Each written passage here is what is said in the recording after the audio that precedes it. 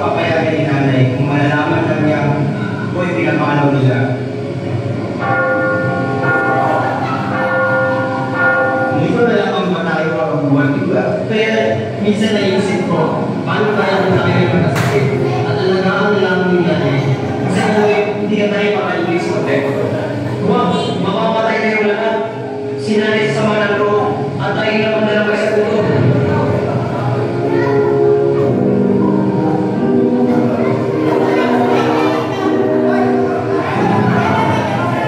Pagkano ba ang sasabunin mo sa buwan? 2 piso. Pagkatapulin na akong minartahan. Bayaran mo ang halagang na nila ibinibitaw sa akin. Nang sa gayon, hindi nila tayo tatawaging magnanakaw. Nalawa ka na mag-pisting? Sinabi sa gusto ba yun na dapat ang dalawang pagsa? Yun na tatapos 2 piso. Bawat piso ay nakwalta. Sandaan at aning na po. Sundaan at aning na po. Magkakaroon sa sandaan at aning na po.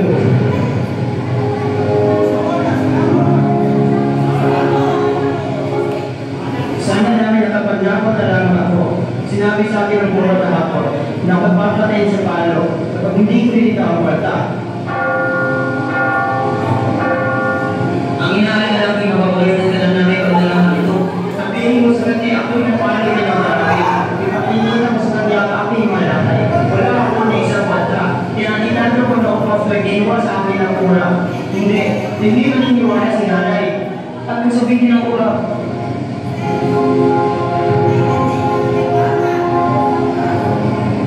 huwag ka na umiyak. Tama na. Hindi ako uuwi. Sabihin mo sa nanay ako yung sakit. Huwag ka na umiyak. Tama na. Hindi na wala ang nanay. Sabi nga ng Tantasyo, may masarap na ako nahin ng nanay. Masarap na akunan. Kung hindi pa kumakain. Ayaw din ako kakainin sa bagat. Hanggang hindi ko na nililita ang bata. Ngunit kung maniwala na yung nanay, sabihin mong sila ang sisinungaling. Sabihin mong sinasabi na mga nilayos kapag ang ating ama isang bisyoso.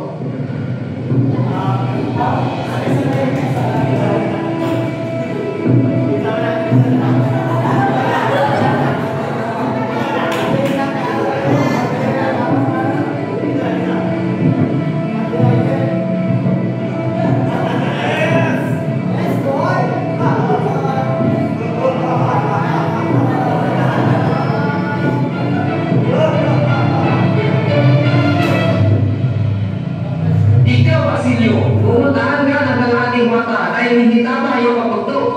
At ikaw, Christine, hindi ka makakaway na yung kami hanggang hindi mo nalilitaw ang iyong kaninakaw. May pagtulunod pa kami, inaantay kami na nanay ngayong ikawalo. Hindi ka makakaway sa ikawalo, kundi sa ikasampo, kung ginaw sa ikasiro ka hindi rin piniluwakan. At ang bahay namin ay malayo. Ginoong, isang linggo lang po namin hinihakita yung nanay. At ako pa talaga ang iyong utusan.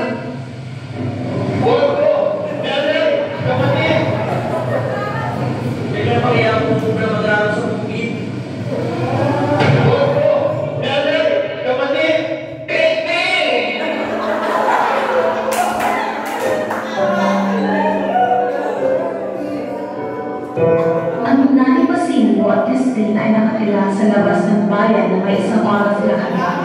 Isang walang pusong lalaki ang napag-asawa ni Sisa. Ito ay walang ginawa kung hindi makipagsabong at nagwaldas sa salapi. Habang si Sisa ay nagdakal sa kanilang mga anak. Sinigyan siyang pagkakatan ng kamay ng asawa na wala na siyang maikusto sa mga kita nila at nagdanda na ang inangiyas ni Sisa. Palibhasa ay mahina ang loob at malaki ang pamamahal sa asawa.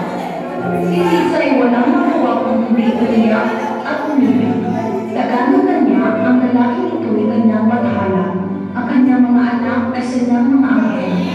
Kritanto ng kanyang asawa, kaya araw-araw ay lumalala ang pagmamalupit, pagmamahayop at paggawa ng anumang masamang nakikita.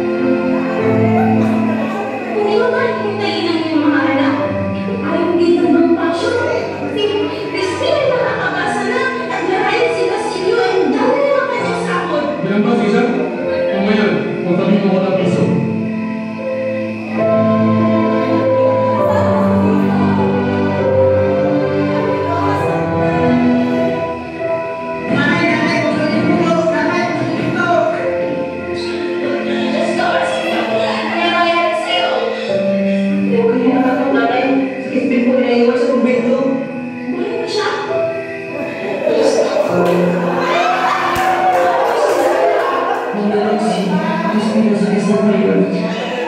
Sinabi sa akin, hindi ako makakauwi na. Ito, 8.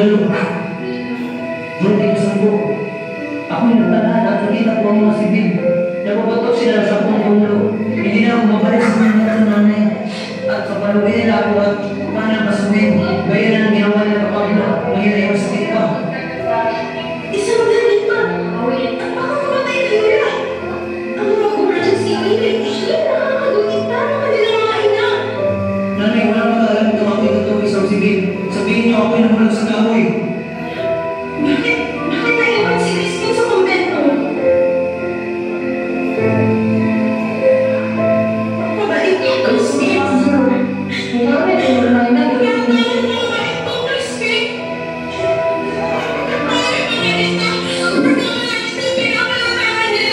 Pinapalakita ng kapuna. Hindi dumating na yung tatay. Dumating siyang ito na totoo. Kaya hinahanap sinabihan ko siyang kayo magpapakabait at siya nananatili sa aking ibig. Patawarin mo ako, nanay. Ngunit hindi pa sumagat mas mabuti pa. Wala siya sa ating piling. Ngunit kayo umiiyak. Kalimutan niyo lang ako ang sinabi, nanay.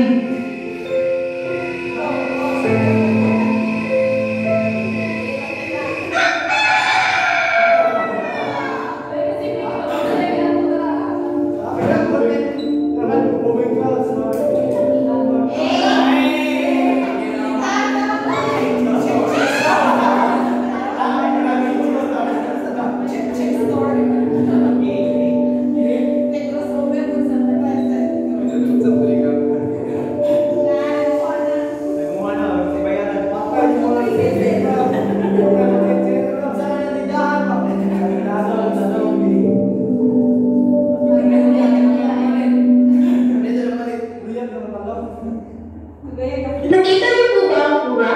Wala dito ang kura. May sakit. Si Crispin po. Kailangan ko siya sa sakesya. Hindi ko po siya makita. Lagi siya kanila mga Vietnam. Ito dahil nila sa nakakuha ng maraming bagay. Inutusan niya akong nawabante ng anak upang ito pinayaan ng sa mga bagay sa din. Lalaki lang ako sa dahil na ikaw anak. Alam mo kung wala ko yung mapapalasalan niya ang mga anak? Napagigil na anak kasama ay kapag at ang mga bata ay nagmana sa kanilang anak. Dapat ingatan mo ang mga maliliit at papamasihit mo sa kanyang ama. Huwag sa iyong panangis mo. Alam niyo ba naman nakita tayo? Patakbo ko ang uwi si Tisa na kulong-kulong ang isip at nababalo sa ikaw. Kumito siya malapit sa kanyang bahay. At mula sa malayo, nagtatang niya ang dalawang siling na paalis sa kanyang bahay.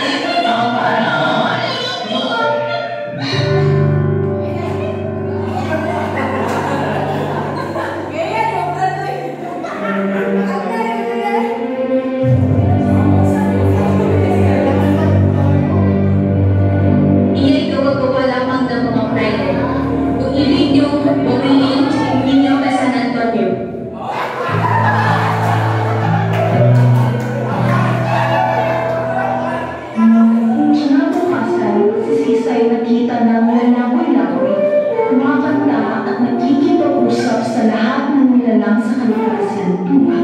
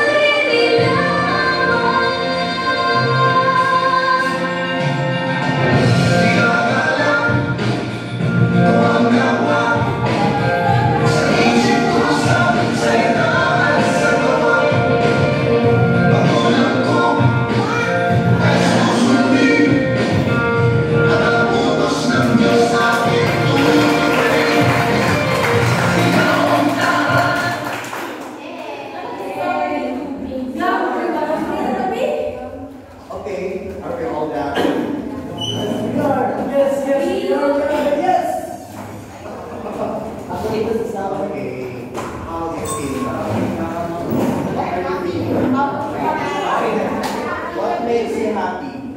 Satisfied. Satisfied. For the